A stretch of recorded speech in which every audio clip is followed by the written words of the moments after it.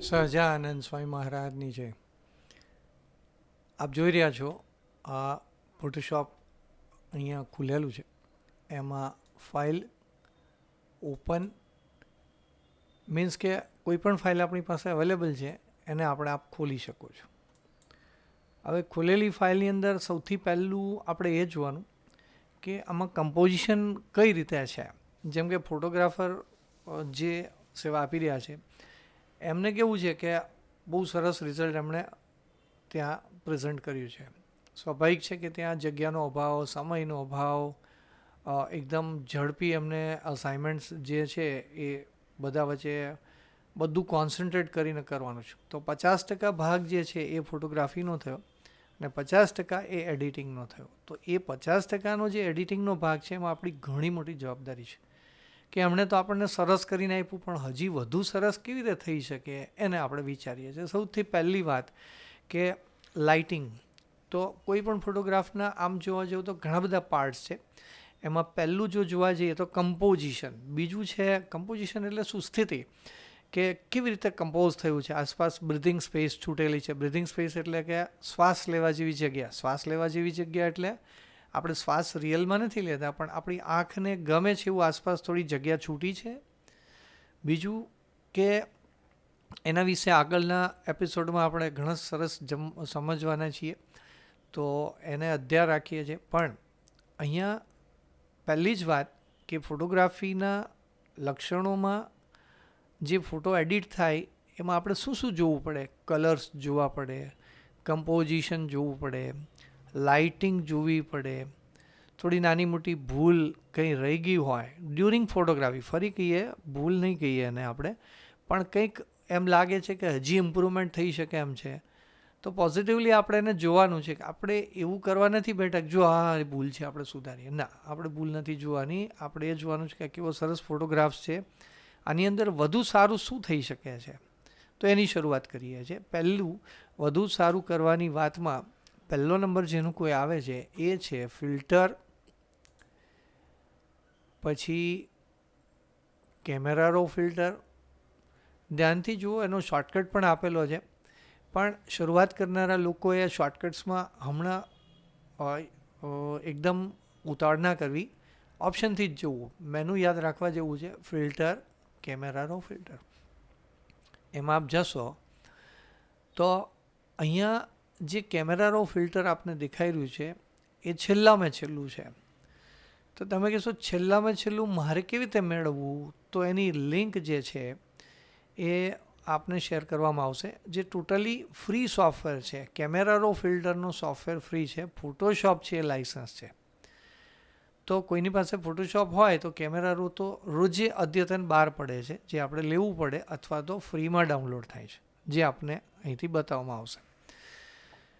એટલે કે એની લિંક ભવિષ્યમાં મોકલવામાં આવશે. પહેલી વાત કે અહીંયા જે ખામી પહેલી દેખાય છે કે ભાઈ આપણે એને કલર્સમાં કેવી રીતે સુધારી શકીએ, લાઇટમાં કેવી રીતે સુધારી શકીએ, તો પહેલો જ સચોટ ઇલાજ એટલો જ છે કે આપણે એને ઓટો ઉપર ક્લિક કરી દેવું જોઈએ. જેવું ઓટો ઉપર ક્લિક કરશું ત્યારે આ પહાડને ધ્યાનથી જોઈ લો. પહાડ તો ના કહેવાય, એને અંગ્રેજીમાં હિસ્ટોગ્રામ કહેવાય છે, પણ દેખાય છે આમ થોડી દૂર દૂરથી પહાડી દેખાતી હોય એવું દેખાય છે. એમાં થોડુંક તમે ઓબ્ઝર્વ કર્યું હોય તો જમણી બાજુ થોડો ભાગ વધારે નમી ગયો છે, એટલે કે ઊંચાઈ છે. ડાબી બાજુ નમી ગયો છે, જમણી બાજુ ઊંચાઈ ધરાવે છે, ડાબી બાજુ નીચાઈ ધરાવે. તમે કહેશો આ બધું શું છે? આવું ચિત્ર તો અમે ક્યારે જોયું નથી, આનો કોઈ ઉપયોગ ખબર નથી. તો એના વિશે આપણે વિગતે એક આગળના ભાગમાં ચર્ચા કરીશું. ફિલહાલ આપણું પહેલું પગથિયું કે એને ઓટો કરી દેવું જોઈએ. ઓટો કરવાથી આ ચિત્રમાં એની જે ચમક અથવા લાઇટ જે પ્રોપર આવી જશે એ આવી જશે. તેમ છતાંય લાઇટ વિભાગમાં એક સરસ વિભાગ આપવામાં આવ્યો છે, એનું નામ છે એક્સપોઝર. તો થોડું એક્સપોઝર આપ ધારો તો વધારી શકો છો. એ ધ્યાન રાખવાનું છે કે કોઈ ડિટેલ ડિસ્ટર્બ ના થાય. જેમ કે હું વધારી રહ્યો છું તો તમે જોશો કે કેટલીક ડિટેલ્સ એમાંથી જતી રહી, જેમ કે અક્ષરો જતા રહ્યા છે બુક્સના. પછી આપ જોઈ શકો છો કે પેલી પોલિથીનની જે કોથળી છે એ એનું પોતાનું અસ્તિત્વ ગુમાવી બેઠી છે. જુઓ, એનો કોઈ અર્થ જ ના રહ્યો કે આ શું છે. તો મેક શ્યોર કે તમારે થોડુંક જ તમને જરાક લાગે તો લાઇટિંગ થોડું વધારીને ઓકે કરીને નીકળી જવાનું છે. નંબર 2, આ ફોટોગ્રાફના એનાલિસિસની અંદર આપણે એક ટૂલ્સ આજે ઇન્ટ્રોડ્યુસ કરીએ છીએ, એનું નામ છે લાસો.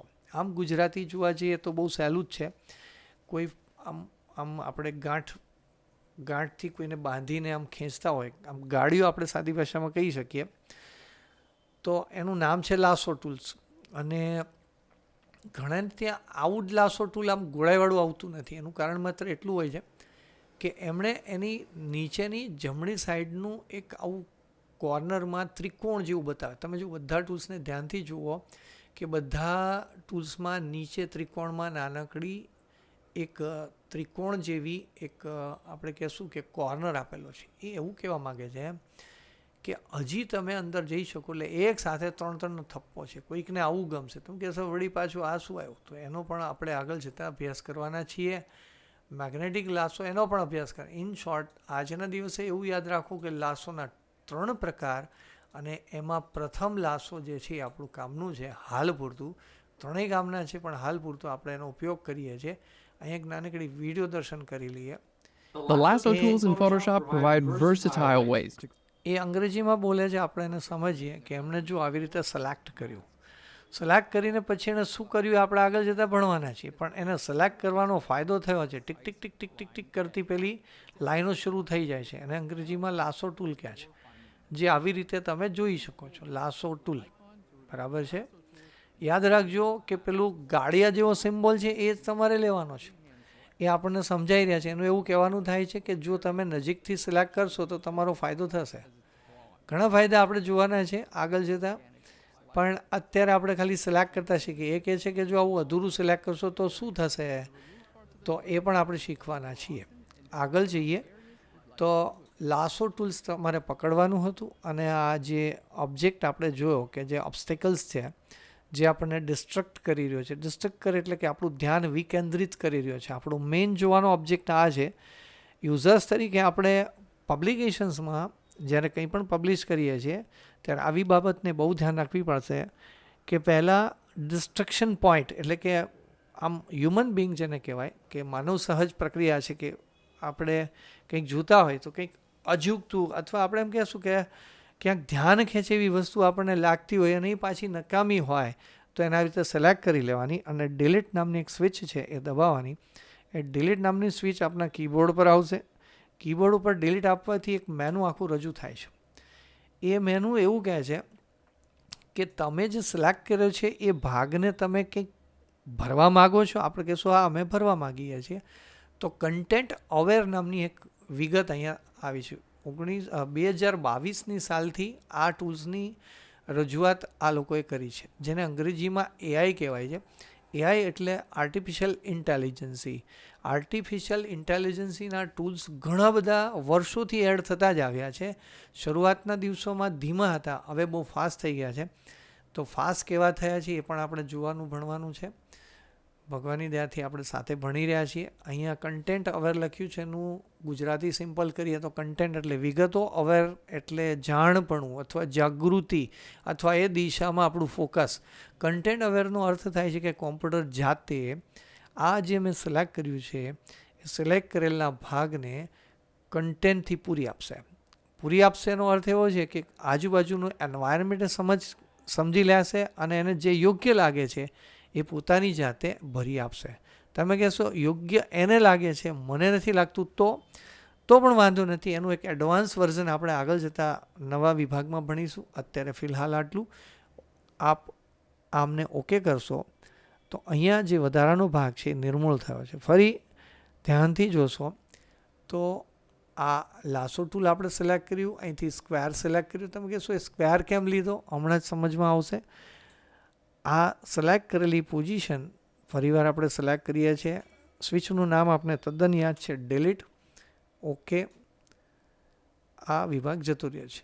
આવું જ કંઈક આપણે ફરીવાર સમજવા જઈ રહ્યા છીએ. આપણી પાસે કોઈ એક બીજું ફોટોગ્રાફ્સ છે જેમાં હરિકૃષ્ણ મહારાજના દર્શન થઈ રહ્યા છે, અને સ્વાભાવિક છે કે એક આપણને દિવ્ય ભાવ છે એટલે આપણું ધ્યાન તો હરિકૃષ્ણ મહારાજ તરફ જ જશે. પણ પબ્લિકેશનમાં જ્યારે જશે ત્યારે હ્યુમન બિંગ આપણે કહેશું કે માનવ સહજ કોઈ વ્યક્તિનું ધ્યાન લેફ્ટ સાઈડમાં પેલી ફ્રેમ જે અધૂરી આવી ગઈ છે એની ઉપર રહેશે.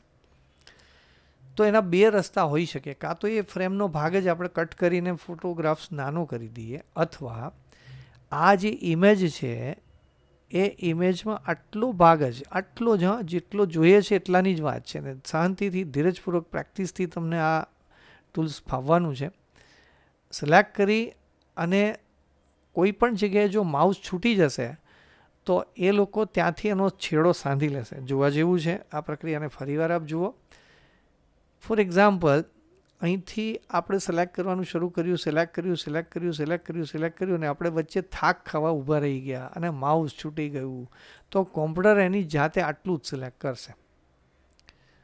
તો આ જાણવા જેવું હતું કે ધીમે માઉસને તમારે ફેરવવાનું થશે અને ધીરજપૂર્વક દબાઈ રાખવાનું થશે. થોડી પ્રેક્ટિસ રાખવી પડશે. લેપટોપ યુઝર્સ માટે એક નાનકડી સૂચન છે કે એમણે આવું એક નાનકડું માઉસ એક્સ્ટ્રા વાયરવાળું કાં તો વાયર વગરનું વસાવી લેવું. કેમ કે એમને પહેલાં માઉસ પેડ એનું જે આવે છે એ બહુ થોડું ઓછું ઉપયોગી નીવડે છે. અનુભવથી આપણે જાણી શકીશું કે માઉસ જ વાપરવું સારું પડે. કાં તો આ છેડાને પૂરો કરો, અધૂરો છોડી દેશો તો પણ એ લોકો એની જાતે સમજી જ લેશે કે ભાઈ એમને આટલું સિલેક્ટ કરવાનું છે. સ્વિચ આપને યાદ જ છે કે તરત ડિલીટ આપશો તો તરત કન્ટેન્ટ અવેર આવી જશે. ઓકે કરશો, આ થઈ ગયું છે. હવે એક કરવા જતાં પાછું કંઈક બીજું થયું છે. ધ્યાનથી જોયું આપે, કંઈક કાળાશ પડતો ભાગ એણે ક્યાંકથી ઉઠાવી લીધો ને મૂકી આપ્યો. તમે કહેશો હવે શું કરીશું? બહુ ઇઝી છે. એક બીજો પ્રયાસ કરીએ.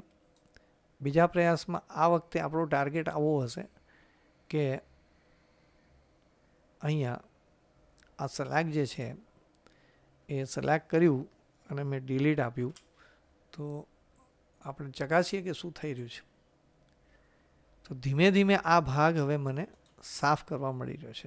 જેમ આપણે આગળ વધતા જઈશું એમ એ લોકો સરખું કરતું જશે.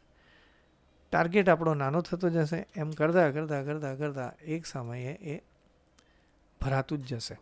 આસપાસના એન્વાયરમેન્ટને પકડીને એ કામ કરી રહ્યું છે. યાદ રાખજો કે એન્વાયરમેન્ટ માટે આસપાસ એવું એન્વાયરમેન્ટ હોવું જરૂરી છે. આપ જોઈ શકો છો. જેટલા વધુ પ્રયાસ કરશો એટલું સારું રિઝલ્ટ, પણ જેટલું જોઈએ છે એટલું જ લેવાનું છે. ડિલીટ આપવાનું છે, ઓકે આપવાનું છે. સમય જતાં આપની સ્પીડ પણ આવી જશે અને આપ આ પ્રક્રિયાને જલ્દી કરી શકશો.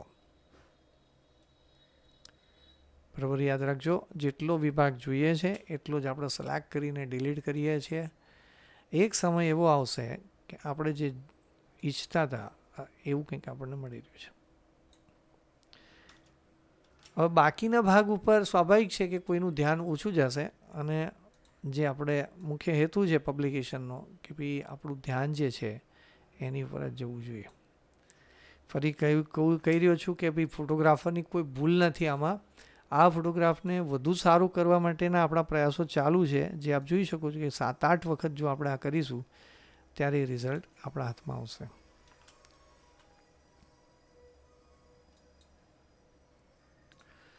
આ રીતે થયું. હવે આવનારો જમાનો ફોટોશોપનો કેવો છે એ સમજવા માટે આપણે ફરી આગળ એક નવું સ્ટેપ્સ હું આપને બતાવવા જઈ રહ્યો છું. એમાં એને અંગ્રેજીમાં કન્ટેન્ટ અવેરનું એક આગળનું સ્ટેપ કહે છે કે જેમાં કમ્પ્યુટર આર્ટિફિશિયલ ઇન્ટેલિજન્સથી બધું વિચારે છે અને એને જે સમજવું છે એ સમજીને ફટાફટ કરી આપે છે. આપણે એનો એક પણ પ્રયોગ કરીએ. ફાઇલની અંદર અહીંયા એક વિભાગ છે જેનું નામ છે રિવર્ટ. રિવર્ટ યાદ રાખવા જેવું છે. ફાઇલની અંદર રિવર્ટ F12 એવું બટન જો દબાઈશું તો ઘણા બધા અન્ડુ આપણે કરવા નહીં પડે. જેવું રિવર્ટ કરશું તો મૂળભૂત ફોટોગ્રાફ્સ પાછો હતો એવો ને એવો થઈ જશે. પરિવાર સમજીએ. ફાઇલ રિવર્ટ એટલે પાછું ફરવું. મૂળ સ્ટેપ સુધી પાછું ફરવું હોય એક જ ઝડપે બધા સ્ટેપને અવોઇડ કરીને મૂળ સ્ટેપ ઉપર તમારે પાછું આવવું છે તો એ રિવર્ટ વિભાગ કહેવાશે. F12 એનો શોર્ટકટ છે. ઘણા બધા સ્ટેપ્સ થઈ ગયા પછી અચાનક તમને એમ યાદ આવે છે કે મૂળ સ્ટેપ ઉપર પાછું જતું રહેવું છે તો F12 દબાવી દેવાનું. એ બધા સ્ટેપ્સના અન્ડુ કરીને મૂળ સ્થિતિ આવી જશે. ફરી એકવાર આર્ટિફિશિયલ ઇન્ટેલિજન્સને આપણે ચેક કરવા જઈ રહ્યા છીએ. મુદ્દો ચાલુ છે આપણો ભણવાનો. એમાં આર્ટિફિશિયલ ઇન્ટેલિજન્સી આજના જમાનામાં શું કરી રહી છે એનો એક નમૂનો આપણે જોઈએ. અહીંયા એણે જનરેટિવ ફિલ નામનું એક ઓપ્શન્સ વધાર્યો છે. જૂના વર્ઝનમાં શક્ય નથી આ. નવા વર્ઝનમાં અને પેઇડ વર્ઝનમાં જેમને આ ફોટોશોપનું લાઇસન્સ છે, જે લોકો પ્રોફેશનલ્સ છે, એમને આ ઓપ્શન્સનો અવેલેબિલિટી છે. જનરેટિવ ફિલ્સ એને જેવું આપણે ક્લિક કરીશું કોમ્પ્યુટર એમના સર્વરમાંથી વિચારવા માંડશે અને હું કશું જ નહીં લખું તો એ જનરેટ કરી નાખશે. તમે કહેશો કશું જ નહીં લખવું એટલે શું? સેવકે જો ત્યાં લખ્યું હોત કે ભાઈ ફ્લાવર્સ, તો એ લોકો ફ્લાવર્સથી ભરી દેતા. અત્યારે શું વિચારે છે આપણને ખબર નથી. કંઈક વિચારી રહ્યું છે, એની જાતે કંઈક વિચારી રહ્યું છે. તો અદ્ભુત વસ્તુ આપણી સામે છે. હવે એક બીજી સરસ વસ્તુ આમાં એડ થઈ કે એ લોકોએ આપણને 3 ઓપ્શન આપ્યા કે ભાઈ તમારે આ ટાઈપનું જોશે કે પછી આ ટાઈપનું જોશે. જો અલગ અલગ વ્યવસ્થા આવતા જાય છો. હવે કોઈ કારણસર શું થયું કે આ આપણને ના ગમ્યું, કાઢી નાખ્યું. આમાં થોડું વધારે પેલું દેખાય છે બ્લેક વિભાગ, અથવા આમાં દેખાય છે. આ જોતા જઈએ અને કાઢતા જઈએ છે. હવે આ વિભાગ આવ્યો, એને ફરી પાછું આપણે જનરેટ કરવા જઈએ છીએ. સિલેક્શન એમનું ચાલુ જ છે. બીજા 3 વિભાગ આપણને આપશે. ઇન શોર્ટ, જેટલી વખત આપણે એને વિચારવાનું કહેશું એ વિચાર્યા જ કરશે. જવાબ અલગ આપ્યા કરશે, કારણ કે કોમ્પ્યુટર છે, રોબોટ છે, એની જાતે બધું વિચારશે. જો એમણે 3 નવા વિભાગો ઊભા કર્યા. હવે આ વિભાગની જગ્યાએ આપણે ફ્લાવર્સ ભરી દેવા છે, તો આપણે અહીંયા ફ્લાવર્સ એવું લખી દઈએ અને આપણે એમ કહીએ કે ભાઈ વ્હાઈટ, એનો પ્રોપર અંગ્રેજી શબ્દ આપણે લખવો પડશે, ફ્લાવર્સ અને વ્હાઈટ, અને જનરેટ એવું કરીશું તો કોમ્પ્યુટર શું વિચારે છે આપણે જોઈએ. આ પદ્ધતિને ટ્રાય એન્ડ એરરની પદ્ધતિ કહેવાય છે, કે ટ્રાય કરતું જવાનું, ભૂલો પડશે, ફરી ટ્રાય કરવાની, ભૂલો પડશે, ફરી ટ્રાય કરવાની, ભૂલો પડશે, ફરી ટ્રાય કરવાની.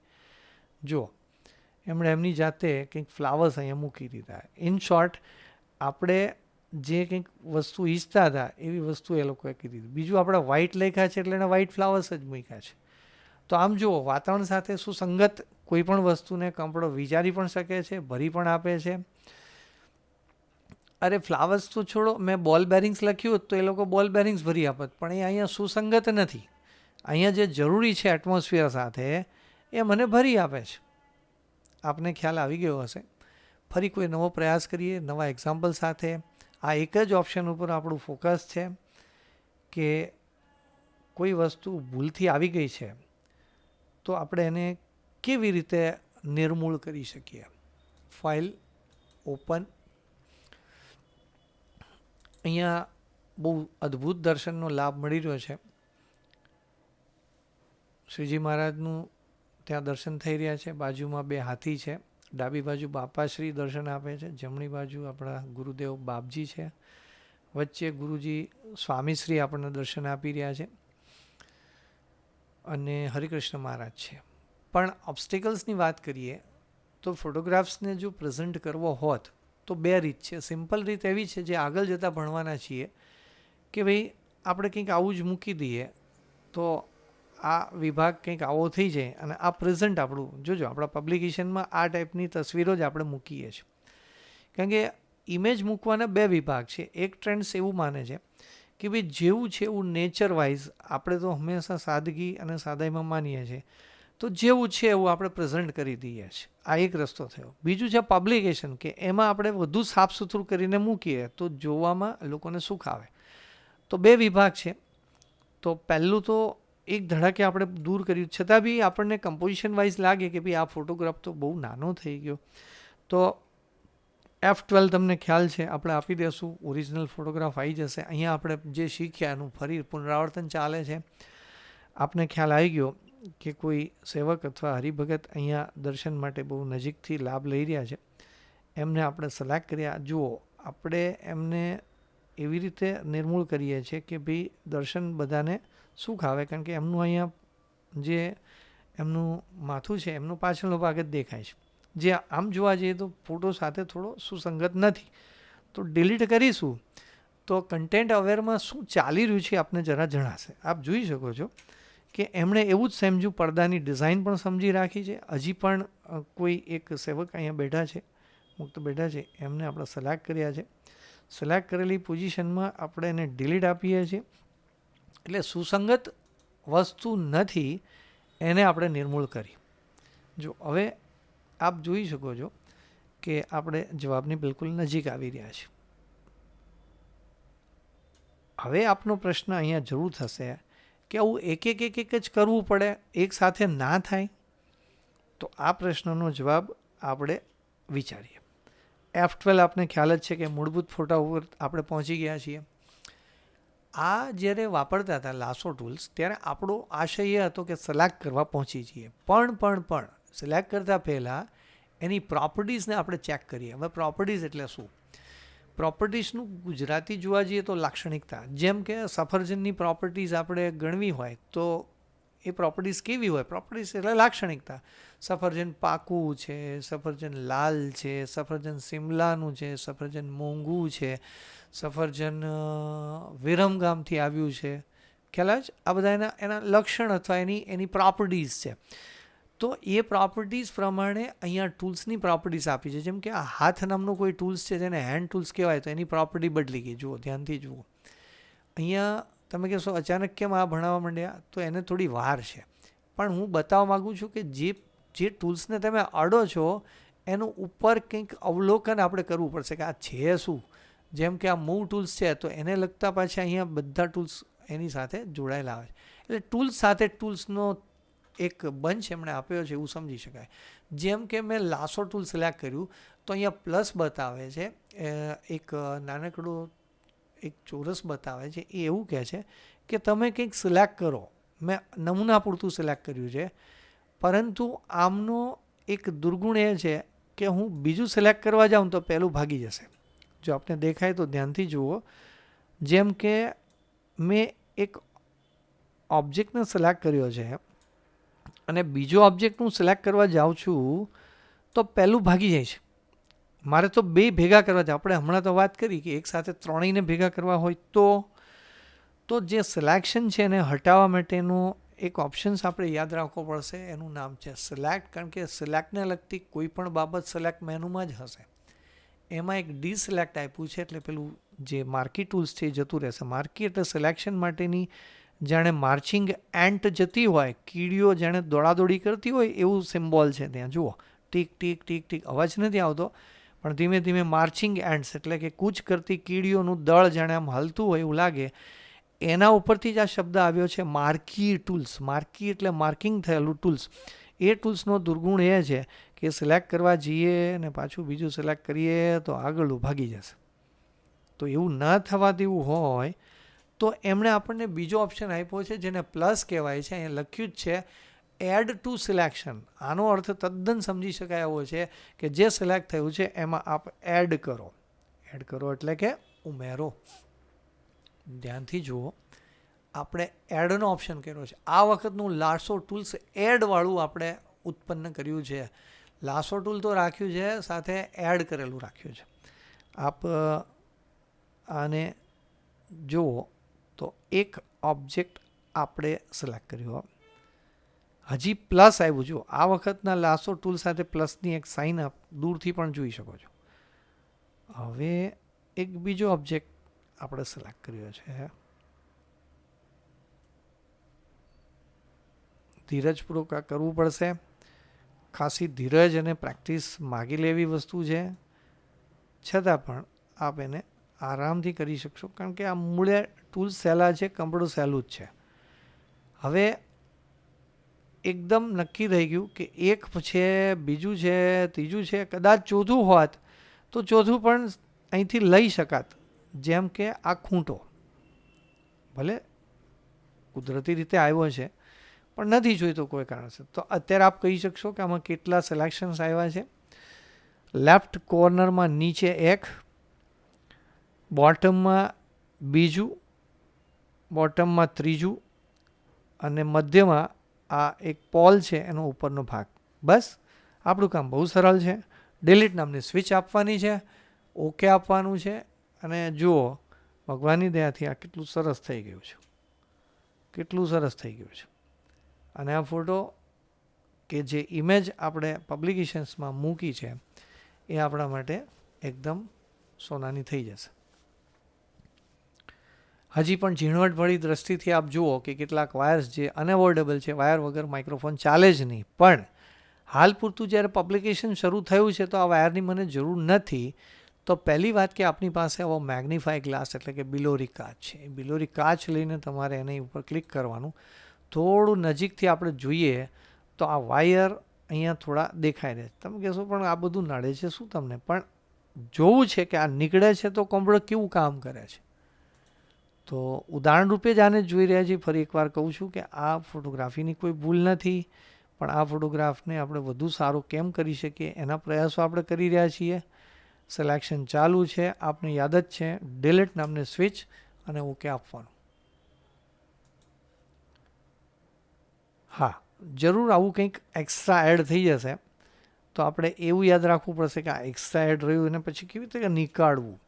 તો બીજી વખત આપણો એક પ્રયાસ હશે કે જે નહોતું જોઈતું એ પણ આવી ચૂક્યું છે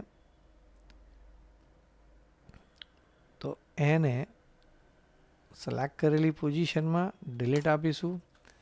હજી કમ્પ્યુટર વિચારશે કે શું શું થઈ શકે એમ છે. એનાથી શક્ય એટલું બધું થતા જાય છે, એ કરતા જાય છે. 2-3 વખત કરવું પડે તો આપણી ચોઈસ નાની થતી જશે. કમ્પ્યુટર વધુ ને વધુ વિચારતું જશે અને કોમ્પ્યુટર આપણને આપણો જવાબ આપશે.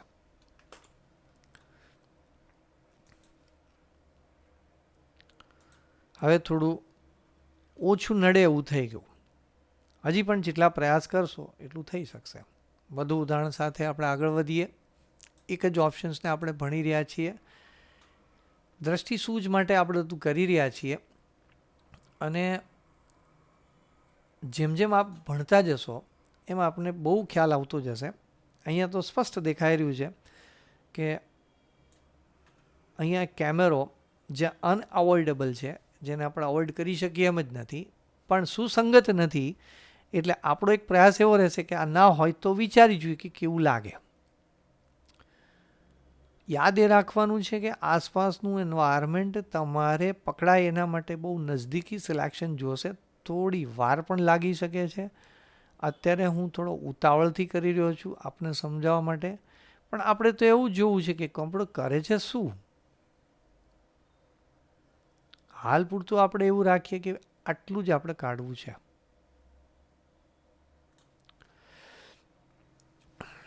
જેવું આપ એને ડિલીટ નામની સ્વિચ આપશો, કમ્પ્યુટર એનું કામ શરૂ કરી દે છે.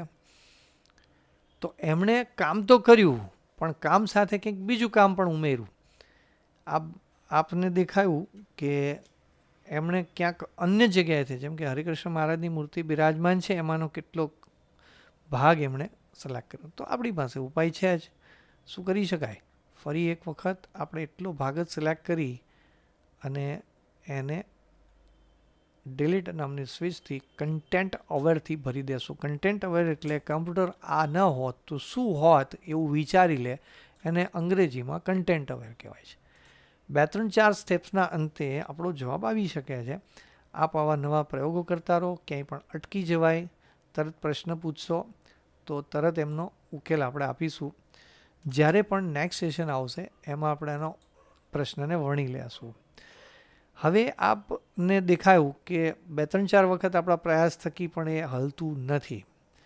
તો આગલા એપિસોડમાં બીજા એવા કેટલાક ટૂલ્સ આપણે મૂકવાના છીએ જે આપને જરૂર ગમશે. ટૂલ્સ ખાલી બતાવી દઉં છું, જેને એ લોકો પેચ ટૂલ કહે છે. પેચ ટૂલ શું કરે કે આ ન હોત તો શું હોત એ આપણે દર્શાવવાનું રહે છે. તો આવું દર્શાવવાથી એ લોકો એની અદલી બદલી કરી આપે છે. ફરી એકવાર, આની અદલી બદલી ક્યાંથી થશે? તો આપણને દેખાય છે કે આવું કંઈક પીળું એની જગ્યાએ આવી જાય તો સારું. હવે આમ આપણે ભૂલને ઓછી કરી છે, ભૂલ પૂરી નીકળી નથી, પણ કેમેરો પૂરેપૂરો આપણે અહીંથી નિર્મૂળ કરી શક્યા. એની અદલી બદલીમાં શું જોશે એ આપે આમ સાંધો સાંધો મિલાવવાનો થાય, કોઈને એવું ના લાગવું છે કે અહીંયા કંઈક થીગડું માર્યું છે. બસ હવે આ થોડું નજર આપણી પહોંચે એવું છે અને આપણે આ કરી શકીએ છીએ. તમે કહેશો કે આનું કન્ટેન્ટ અવેર તો થયું, પણ એઆઈ જનરેટ શું હોત? ચલો આપણે એ પણ વિચારી લઈએ. આપણે આટલા ભાગમાં ફ્લાવર્સ મૂકવા માગીએ છીએ, તો જેટલો ભાગ આપણને સિલેક્શનમાં દેખાય છે એને એકવાર સિલેક્ટ કરી લઈએ. આમને જનરેટિવ ફિલ કહેવાય છે, એડિટ જનરેટિવ ફિલ. ત્યાં આપણે લખીશું વ્હાઇટ સ્મોલ ફ્લાવર્સ. એક પ્રશ્ન એવો પણ આવ્યો કે અહીંયા ઘરેણા આપણે મૂકી દીધા હોય તો લખી શકાય ઓર્નામેન્ટ્સ, તો કોમ્પ્યુટર ઓર્નામેન્ટ્સ ભરી આપશે. આ ઓનલાઈન જ ટૂલ્સ છે અને ઓનલાઈન જ થશે જે ફોટોશોપના લાઇસન્સ વર્ઝનમાં હોય છે.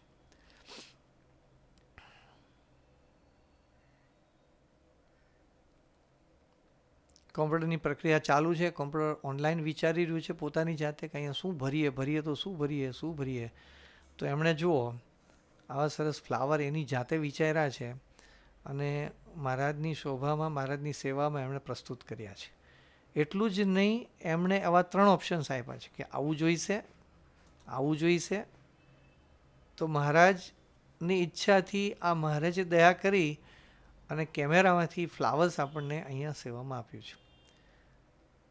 તો આ જેમણે બનાવ્યું છે એ તો એની વૈચારિક શક્તિથી બનાવે છે, પણ એને જેણે બનાવ્યો છે, જે ઈશ્વર છે, જે સર્વોપરી આપણા મહારાજ છે, એની મહાનતા આપણે વિચારીશું તો આ આપણને આશ્ચર્ય નહીં લાગે. ખાલી આપણે એવું જોવાનું છે કે આપણે ભણીએ છીએ.